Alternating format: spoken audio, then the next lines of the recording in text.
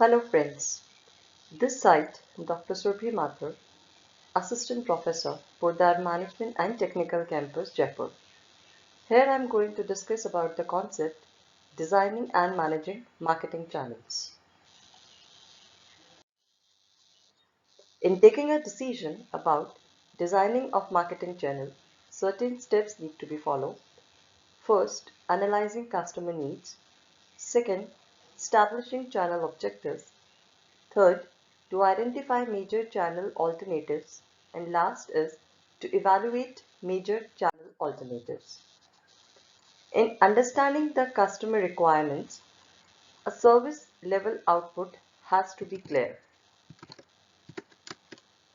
Now this clarity about desired service output level has to be understood by the target customers aspects.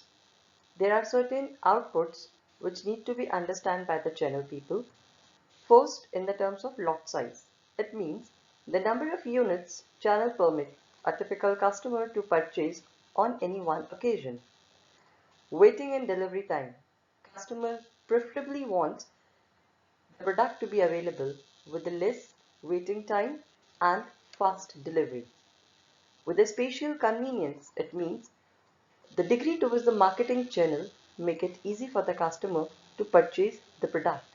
For example, availability of any automobile dealer in a nearby place which is very much proximate to the residential location of a customer probably reduce the commutation cost as well as the search cost in buying and repairing an automobile. Product variety. This means the assortment of the products which has been facilitated by the marketing channel. Consumers increasingly required more variety of the products as availability of the more choice increase the chance of finding what they exactly need.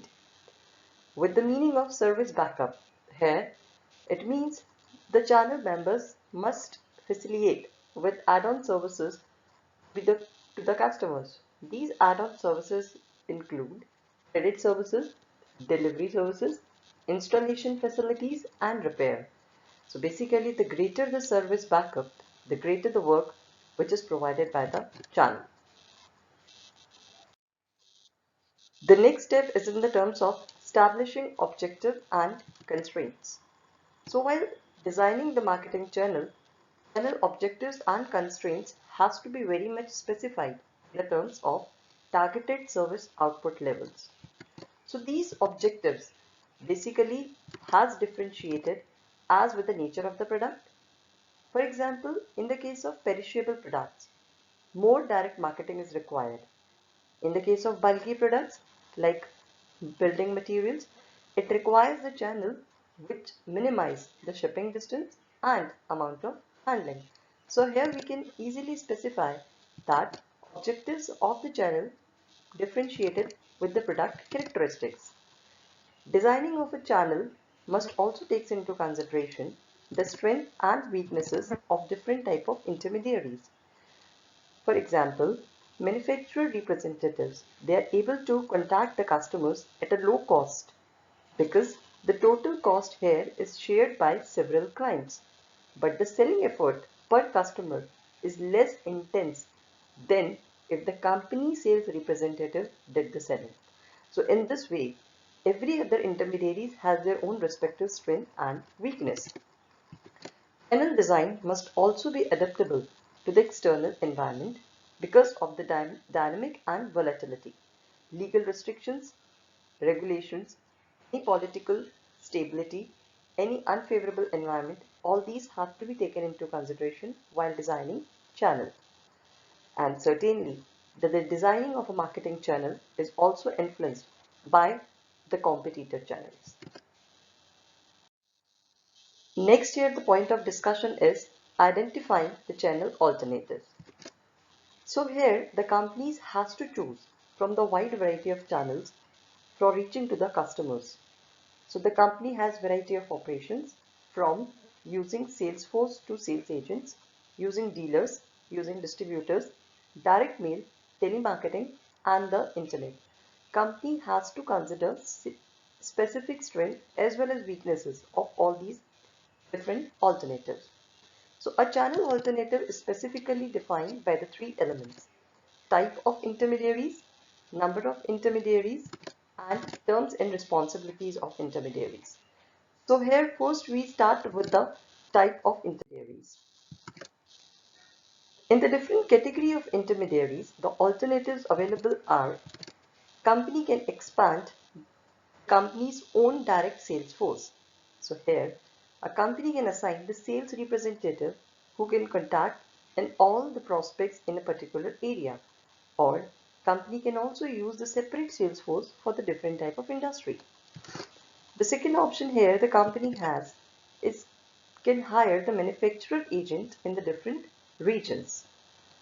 Or company can find the distributor in the different regions or in different industries who will buy and carry the particular product. So here, in the last point where the company find the distributor in the different regions, the company can give the distributors exclusive rights, company can provide them adequate margins, proper training regarding the product, and the promotional support that they need from the company end. In this way, company can ensure the availability of the distributors in the different regions. The next concept here is deciding about the number of intermediaries. So in taking a decision about the number of intermediaries, three strategies are available: exclusive distribution, selective distribution, and intensive distribution. In exclusive distribution, usually company limit the number of intermediaries.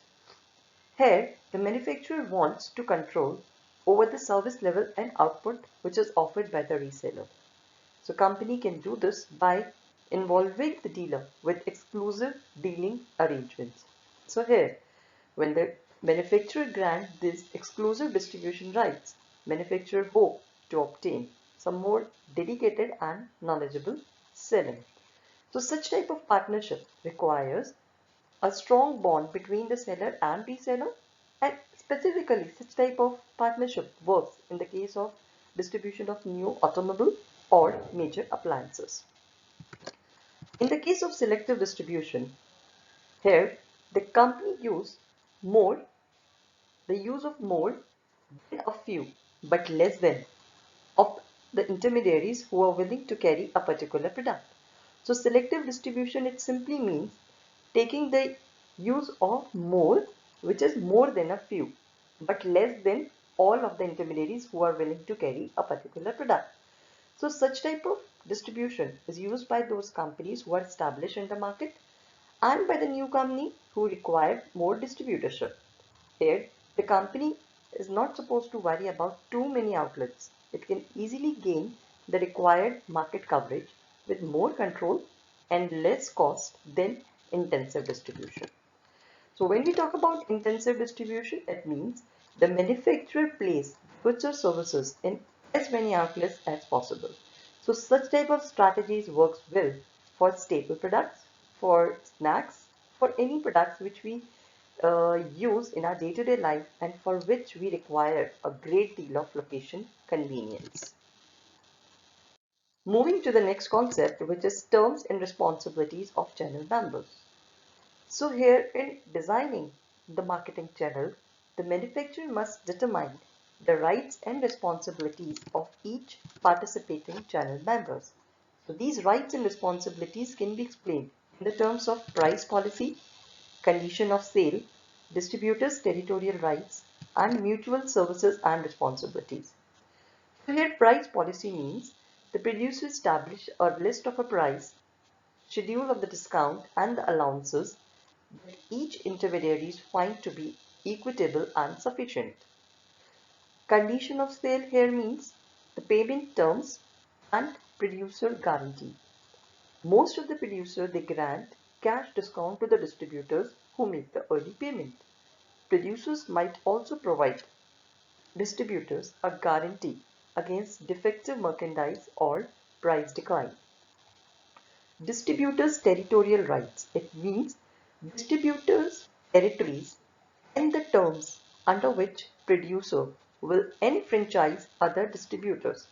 Normally, distributors expect that they must receive full credit for all the sales in their territory. And the last is mutual services and responsibilities. So it has to be understand in the terms of franchisee and exclusive agency channels. MACD is a best example which fit under this bracket. So MACD provide franchisees with the building help, promotional support, record keeping, training, and general administrative and technical help. In return, franchisees are expected to satisfy standards set by the company in terms of physical facilities, cooperate with the new promotional programs, they should provide the company requisite information, and they should buy the supply from the specified vendors. Next concept is evaluating the major alternatives. So when each general alternative when the company has, there are two major criteria against which the alternative can be evaluated. First is economic criteria and second is control and adaptive. So this economic criteria for the alternative channel or for the evaluation of channel alternative, it means evaluating the level of sales and the cost to be associated with each increasing sales. So here the company has to determine that how much sales they can generate, and with each extra sales that the company is generating, what the cost is incurred. So for this, company should determine whether they are going to use their own sales force or they do take a help of a sales agency who do produce more sales for them. In a general notion, companies do believe that the sales force of their own company will sell more, as those people are much concentrated on the company products. They are better trained to sell those products and they are more aggressive because they know that the sales people of the company are very much clear that their future depends on the company's success. So this is how the notion works. However, in determining the cost of different selling volumes, company has to be very much clear that fixed cost of engaging a sales agency and comparing that with establishing a sales office. So finally, a company has to take a balance between the cost and sales. Next is control and adaptive criteria. Now here the company has to understand that if they are using a sales agency, then that might create a problem of control. So in that case, because sales agency is an independent firm that seeks to maximize its own profits, agents may concentrate on those customers who buy the most, not necessarily those who buy the manufactured goods. Furthermore, agents might not master the technical details of the company product or handle its promotion materials effectively. So in this case, if a company wants to develop a channel, then members must be committed to each other at least for some amount of time period. So such type of commitment may invariably lead to a decrease in the producer ability to respond to a changing marketplace. So in this case where the market scenarios keep on changing, it is volatile, it is uncertain. So a manufacturer need such type of channel structure and policies that provide high adaptability. Going forward, with the decisions of channel management, company has to take in certain considerations about the selection of channel members, how to train the channel members, motivation, and evaluating channel members. So here, the channel arrangements need to be understood from these different aspects. So in the case of selection of channel members, company has to be very carefully chosen. Company must consider those channel members keeping their number of years of experience in mind, what product lines they have experienced with, what are their growth and profit records, financial strength, cooperativeness, and service reputation. So if the intermediary are sales agents, then the producer should evaluate the number and the character of other lines that they have carried and the size and quality of the sales force impact. In the case of training of channel members, here the companies need to be carefully design the training programs so that the intermediaries can work well and they can excel with their targets. Motivation of channel members. So here the company should be very much clear that their intermediaries are as equal important as their end users. So they have to understand their needs and wants. So in that case, company have to build up some capacity building programs, some market research programs which improve intermediaries' performance. In case of evaluating channel members' performance, company has to take a decision against the standards that the company has fixed. Each channel member must be evaluated against the quota that has been fixed, what inventory levels they carried, what customer delivery time they took, what treatment they have adopted for damaged and lost goods, and how much cooperated they are in promotion and training program. And finally, the last step in taking a decision for channel management is modifying the channel arrangements. A manufacturer must periodically review and modify its channel arrangements. So this modification is an essential thing as the distribution channel is not working as planned. So such type of things, for example, if the distribution channel doesn't work as per the planning, in that case, modification of that particular channel structure is required. Other possible reasons why the modification is required can be the change in the buying pattern of the consumer, expansion of the market, new competition, more innovative channels emerge, and possibly the product moves into the later stages in the product life cycle. All these possible reasons can make the possibility of making a modification in the channel arrangements. Moving forward to the concept of channel integration and system. Now, the concept of channel integration and system emerge because of the new wholesaling and retailing institutions emerge. So with the growth of all these concepts, certain systems has been evolved. So here the channel integration system can be explained with the three aspects: vertical marketing system, horizontal marketing system, and multi-channel marketing system. Vertical marketing system is basically comprising the producer, wholesaler, and the retailer, and all act as a unified system. Here, under VMS, one channel member who is the channel captain who own the other or franchisee them and has so much power that they all cooperate. The channel captain can be the producer, can be the wholesaler or the retailer. Under vertical marketing system, there are three more structure: corporate, administered, and contractual. A corporate VMS combines successive stages of production and distribution under single ownership. For example, a giant food store operates an ice making facility, a soft drink bottling operation, an ice cream plant, and a bakery that supply giant store with everything whatever they need. Next is administered VMS. Administered VMS coordinates successive stages of production and distribution through the size and power of one of the members. So here, manufacturer of a dominant brand are able to secure strong trade cooperation and support from resellers. Example can be Gillette, which command high level of cooperation from their reseller in relation to their displays, shelf space, promotion, and pricing policy. Next, we talk about contractual VMS.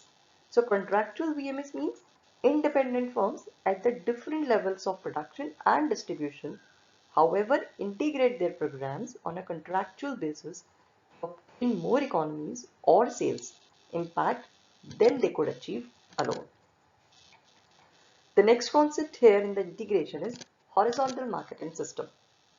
So here horizontal marketing system means where two or more unrelated companies they put together their resources or programs to exploit an emerging marketing opportunity. Example here can be there are various supermarket chains who have tie-ups with local banks so that they can offer their customer in-store banking facility. Next is multi-channel marketing system. So gone are the days when the companies do adopt a single channel. Today, with the increasing customer segments and the channel possibilities, companies are adopting multi-channel marketing system. So here, with this, a single company use two or more marketing channels to reach one or more customer segments. So here, in this way, the channel works in an integrated and systematic way. Moving to the next concept, which is channel conflict. So till here we have discussed about the designing and management of the channel. However, no matter how well we have designed and managed our marketing channel, there will be a possibility of some conflict. So what is this channel conflict? So the channel conflict is defined here when the one channel member action prevent another channel member from achieving its goal, and it's bound to happen. So there are three types of channel conflict which are defined here: vertical, horizontal, and multi-channel. So vertical channel conflict, it means the conflict between the different levels within the same channel. So it can be conflict of a company with its dealer in trying to enforce the policies on service or regarding pricing or advertising. In horizontal channel conflict means conflict between the members at the same level within the channel. For example, some Maruti Suzuki car dealers complained about the Maruti Suzuki another dealers as they regarding their advertising and pricing which is too aggressive. Possible. Some Pizza Hut franchisee complaining for the another Pizza Hut franchisees, possibly that those who are cheating on ingredients aspect or providing poor service, or they are actually hurting the overall image of Pizza Hut. And the next concept is multi-channel conflict. So here multi-channel conflict means when the manufacturer has established two or more channels that sell to the same market. So this way multi-channel conflict is likely to be especially intense when the members of one channel, they get a lower price or they work with a lower margin. So this is how the concept of designing and management of marketing channel works. I hope my discussion over the management and designing of marketing channel helps you in keeping the understanding of distribution channel. For any confusion and any doubt, you can connect me on the email ID which is mentioned in the beginning slide. Thank you for watching this video and have a nice day.